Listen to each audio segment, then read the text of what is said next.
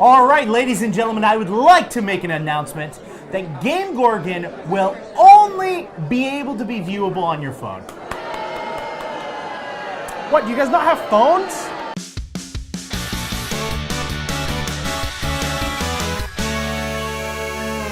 Hi everybody, welcome to GameGorgon. My name is Krug. My name's Indigo. Today we're here to talk to you about BlizzCon 2018. Meh. Thanks for watching. I was originally really busy when the beginning video came out, and I didn't get to see as much as I liked, and I'd watch it, and I was like, meh. And then I went back and rewatched it, and I did find some things There are some really exciting things. Yeah, compared to being there last year and being there live, seeing everything. I mean, if BlizzCon wants to give us tickets. Yeah. Oh, we forgot to talk about our shirts. Yeah, if you're one of the people that's been asking where we're getting our shirts, we actually have a link in our description for voidmerch.com. You should go check them out. They gave us these to wear on the show, and we really like them. We think you will too. First up, we're going to be talking about Overwatch, which has a little bit of cool, fun stuff, but is missing something that it usually provides the community during this time. We'll start with the good. Ashe, a new hero. McCree with a rifle. Thank you very much. We've been GameGorgon. Lady McCree. Lady McCree with the rifle. Actually, Ashe legitimately looks really fun. Her abilities are kind of, jokes aside, reminiscent of McCree's in a sense. Like, instead of a flashbang, she has a little dynamite thing that has a timer. Instead of the pistol, she has her Viper, whatever, rifle thing. And instead of Fan the Hammer, she has the Coach gun, which is like a separate gun that she has, like a shotgun type thing. That's the interesting part of her kit, I'd say, because it allows her to push enemies away, or push herself back, or push herself up. You can displace yourself vertically, which is really cool. Cinematic was gorgeous. The cinematic is always beautiful. I've never criticized any of their cinematics. Yeah, They're all great. This one was really interesting, especially because not only was it McCree's cinematic and it introduced Ashe, but it also introduced another character that we've seen before that, as far as I'm aware, doesn't have a name yet. She's this white, kind of like Eve-looking, Eve from WALL-E. Yeah, you know what I'm talking about? Yeah. This Eve. An elongated Eve. Yeah, an elongated Eve. Eve grown up. Yeah, there you go. This character we've seen in like promotional material for Overwatch, but we've never seen her in at least any of the like really pushed media. Maybe it's been in a comic, but I haven't read all of those. I've tried to keep up as much as I can with Overwatch, and you don't remember anything? I don't know. I remember her being seen in the original, like widespread Overwatch with like hundreds of heroes in it. And then I also remember seeing her outline in the motorcycle. In like the checkerboard like pattern where they had shown a bunch of heroes. Oh yeah. Like when they were originally first talking about Overwatch before it was Overwatch. She's really exciting. I want to see what she's like because her art style doesn't match an Omnic, and her art style doesn't match a human, obviously. Anyways, we're excited to see who she is. The problem with the Overwatch presentation was that they didn't release a map. Which they did say beforehand, hey, there's no map going. Yeah. Like they let us know beforehand. Yeah. I'm not trying to call them out. I'm just saying like that's something else some people might be disappointed in. There's no new map this year, unfortunately. There's no new map at BlizzCon this year. No, I'm not claiming there's no new map this year. Next up, we have Diablo. We have Diablo. Diablo announced Diablo Immortal, the mobile game. We understand that we're not necessarily the mobile market, right? No. I also understand that every game that comes out by Blizzard and or any game manufacturer is not directly made for me. Correct. I'm aware of that. Yes. Wait, hold on. I also admit that it is Blizzard's right to make whatever f***ing game they want to make. I'm not trying to say that they should listen to my needs. No. They're a business. If they think this is the best way for them to make money, by all means. That having been said, I am allowed to hate it. I also would like to say one other positive thing about Diablo Immortal before we get into the negative, which is the cinematic was gorgeous. The cinematic was absolutely gorgeous. God, I was like, because I saw that before I had seen that it was a mobile game, and I was like, yes.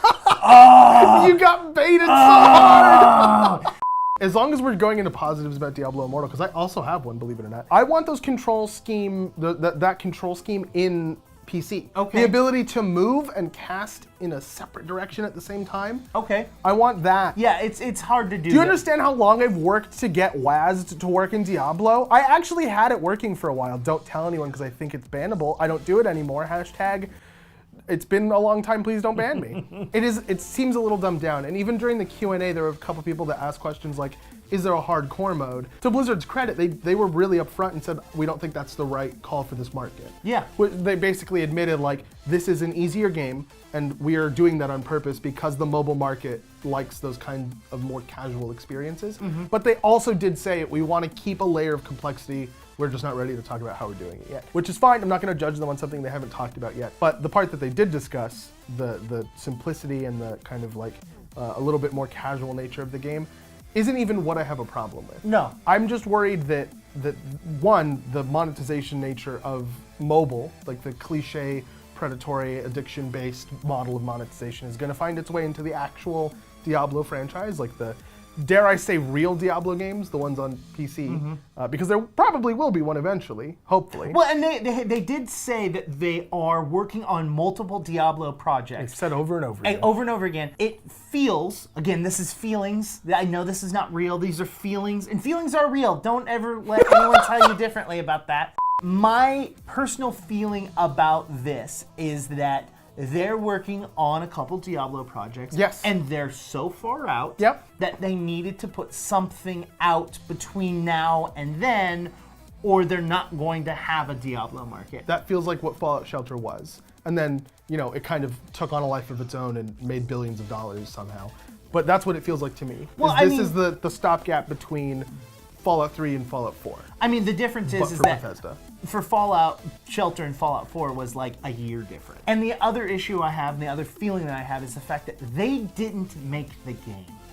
Yeah, NetEase. And that's where I'm really kind of stuck at. Which, I mean, even that wouldn't have been that bad for me specifically, but with all the stuff that's coming out about NetEase's other game, which I have to look up the name of because, hold on, give me 1 second, Crusaders of the Light, and how it looks basically like Diablo Immortal, but with different skins for characters and like terrain, maybe. That makes it feel like the cash grab. And right? I know that God, this feels like a cash grab so much. We're throwing something together just to make the Diablo fans shut up. That's how I feel.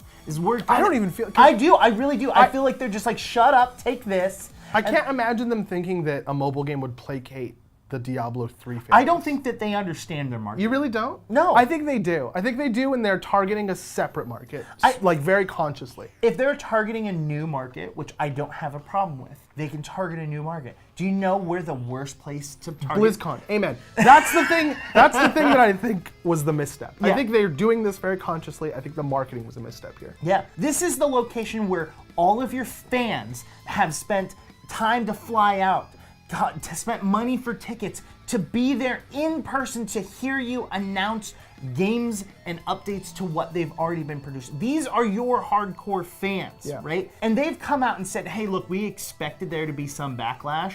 We did not expect this much. Which I could have told them. That's why I feel that they're out of touch. If they had paid my contractor fee of $35,000, I could have told them how much backlash there would have been. Enough to make you rethink announcing it at BlizzCon, for sure. I mean, I'm sure there's people that are excited. There are some people that were excited, which is fine. But the majority of them don't care. The problem I then have is their next misstep. The fact that someone said, hey, are you planning on bringing this to PC ever? And they said, no. Which, fun fact, Guardian of the Light is available on PC, which was produced by NetEase and looks basically like the same game.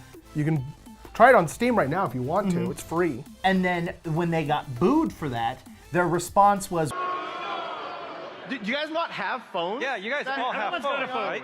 Yeah. That was dumb. The next thing is the fact that they have re-uploaded Diablo Immortal so that they could wipe away the amount of down, like the amount of thumbs down on their video. Didn't work. Yeah, it's still massive. And then the fact that on their subreddit they have been deleting comments. One more little like thing in here, like caveat. Some of those comments were toxic as and absolutely deserve to get deleted. Sure. Like the violent ones and the like wildly inappropriate things. Those I'm okay with them getting rid of, but some of them weren't. And we have like, there are screenshots online of like, I posted this, why did it get deleted? Yeah, the fact that people were talking negatively about the game and said like, this game is a reskin, which is what everyone keeps saying, and then they keep, it's not a reskin, it's just we used the mechanics of that game and then put our artwork over it and wrote a new story. I guess it's not just a reskin, like there is a story associated with it, but... That's not what people are talking about, though. Yeah, I know. I'm pretty sure the choir. Hey, you know what's good, though? HOTS. HOTS is chilling. HOTS is over in the back like, hey, we're making all these great changes. You guys want to come play?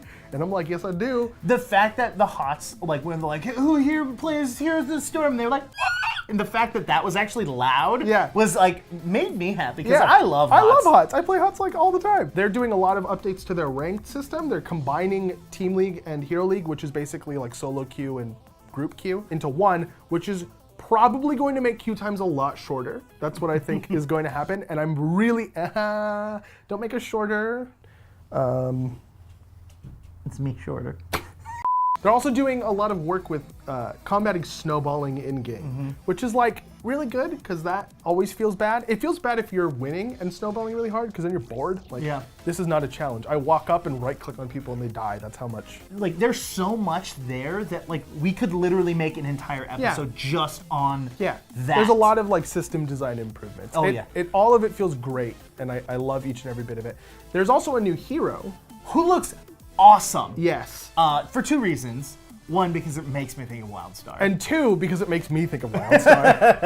She is the first hero to come from Heroes of the Storm itself. She's an original character. She's not from any other franchise, which I think we called it at some point way back when. But then again, who didn't? She looks like a really mobile assassin. Yes. Like someone specifically designed to chase people down. She's obviously going to be wildly overpowered when she comes out. Like everyone's character. Yeah. If you attended BlizzCon or you bought the BlizzCon virtual ticket, you get her for free. Which is awesome. She's basically going to be insta-banned for the next, 3 years. Next is WoW. Wow. Patch 8.2. I'm not, horribly, super hyped about. No, the bad taste of Battle for Azeroth is still in my mouth. 8.2 is introducing a new raid, which is exciting. When you play it, it's going to be different depending on when you play Horde or Alliance. Why do I have to play both factions now to get the full experience of that raid? That's the kind of disappointing side. It's not just why do I have to play both factions. Why do I have to play both factions and get them up to raid level? Yeah. All the way through. I don't think anyone's mentioned it, but that's kind of where I feel like the predatory aspect of WoW is getting. The fact that they made leveling from 1 to 100 significantly harder. And they're just like, but we have these level 110 tokens you can buy, and you're just like, fuck, I don't want to spend. I don't know. I think it's just a little. It feels skeezy. There's also new zones and a whole new continent that you're going to be able to explore, which is really cool. It's a Naga-themed expansion, right? So it's about the Naga and how they came to be, and the leader of the Naga, and she's mean, and you gotta kill her and stuff. So it's probably going to be a lot of Naga-based things. Is that what you think the Naga look like? Mm-hmm. Jake can't do it. Now, something I am excited about that is Warcraft themed, which is Warcraft 3 Reforged, aka remastered Warcraft 3. Yep. It looks gorgeous. They redid the entire cinematic. They redid all of the graphics, all of the models. I would like to say that they're either at or above HOTS quality, what the characters look like. Really? Yeah. Oh, they're gorgeous. Uther looks he looks better than Uther and HOTS. You don't think so? I don't think so. It's for. I mean, I'm not saying that you're actually stupid. I'm not that against. I think it's either at or above HOTS quality. I'd say slightly less. Everything is 4K quality. Yep. They updated the UI. Yep. New map editor. I don't like the new UI. You don't like the new UI? Why is that? I don't know. It just doesn't. I played that game a lot when I was younger. And it just takes the nostalgia away. You know what I mean? Next up is WoW Classic. It exists. In beta form. If you have a WoW subscription, it will also count for your WoW Classic subscription. So you won't have to have 2 subscriptions to play the current game and the crappier older version of the game. Yep. And now if you'll excuse us for a minute, we're just going to really quickly go over all the differences between Classic WoW and current WoW. Next up is StarCraft 2, a game that I don't play, but when Indigo explained to me what Zeratul does and how Zeratul works, which is the new general. Generals in general. They've released Zeratul, which is the newest general for the co-op game-making system that they have. Zeratul's really cool. Some of the interesting things about Zeratul is he will be one of the few commanders or generals that you actually get to move around on the Call him field. a heroic unit. Other really cool thing is the fact that when you walk around, there are separate side missions for Zeratul that you can go and do and collect. Artifact shards. So Zeratul has an ability that he can use, and it shows you the location of an artifact shard in the world. and then you have to go there, use that ability again to pick up the artifact shard, and then once you get 3 of them, you get to upgrade your units in some way. Depending on the different kind of, I guess, upgrade paths that you take with the artifact shards, gets you a certain kind of like building, like a structure that does either tons and tons of damage or weakens your opponents drastically. Those are Archons? Oh, I didn't realize. They're like the final, because you know how Archons are originally like. Yeah, to.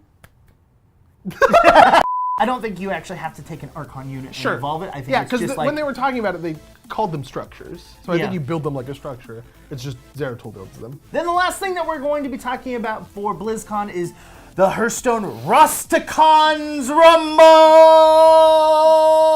That was really loud for me. The fun thing is, that was me holding it back. So this is the last of the updates from the previous BlizzCon that we saw. You know how we had like 3... Yeah. Like The hints. The hints, yeah. This is the last one of 2018 that we're going to be seeing. It is also the last thing that Ben Brode was involved with. As we go on, we remember. The overall theme is basically the PvP arena that was in Stranglethorn. Yeah. And it is all around trolls and Loa. The newest keyword is now overkill. It's actually a trigger word. For example, the one that they gave an example of is a weapon that whenever you kill something and do more damage than you needed to you get to attack again. I like this idea. It's very interesting. It goes with the theme. The whole idea is that, these warriors are out there and beating each other up, and they're trying to kill them and do as much damage as humanly possible, which involves doing over damage. The next kind of interesting mechanic part of it is the Loa, which is a god within the troll community, the troll culture. Each of the classes now has a Loa associated with them. Some of the examples that they give is the tiger. I'm not even going to begin to say the name. Here's the card. The paladin Loa. It is a 25 cost card, which is a lot. It has 7 attack, 5 health, has rush, lifesteal, and divine shield, but the key to it is that it costs 1 less mana for every mana you spend on spells. They then also have spirit cards that are associated with those Loas. Cool. All spirit cards have 0 attack, 3 health, and they have stealth for their first turn that they're out. But then they have a mechanic that's associated with their Loas. So for the Spirit of the Bat, whenever a friendly minion dies, it gives a minion in your hand a +1/+1, which is great. And it goes really well with the Warlock Loa, which is Hirik the Bat, which is a 8 cost card that is a 1 attack, 1 health. Perfect. That's all we need. But when you play it, it fills your side of the board with copies of that card. So if you can get that buffed up to ridiculous numbers in your hand, due to your spirit, you just have a board filled with insanity. And then the last thing is fans. Fans are basically... You guys. Yeah! Fans are another card in the game that basically... I feel like this is the weakest part of this entire conversation because it's so hard to describe. Like, the one that they gave was the Shark Fan, which is like, whenever you attack with a weapon, you gain a It's just pirate. like, whenever you do this thing that's themed in a specific way, something that complements that theme happens. Exactly. Cool, like that's exciting. Let us know what you think of BlizzCon 2018 stuff down in the comments. For example, how do you feel about Diablo Immortal? That's a really good question that'll make a lot of you angry and so prompt you to write more stuff, which is why I asked it. #stuff.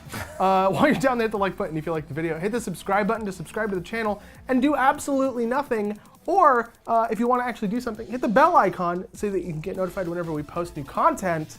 I'm Krug. You can get me at KrugQT on Twitter. You can get me on Twitter at IndigoQT, and you can get a hold of both of us at our social medias below. Until next time, we have been GameGorgon. We'll see you all later. Windshield wipers. This time I'm windshield wipering.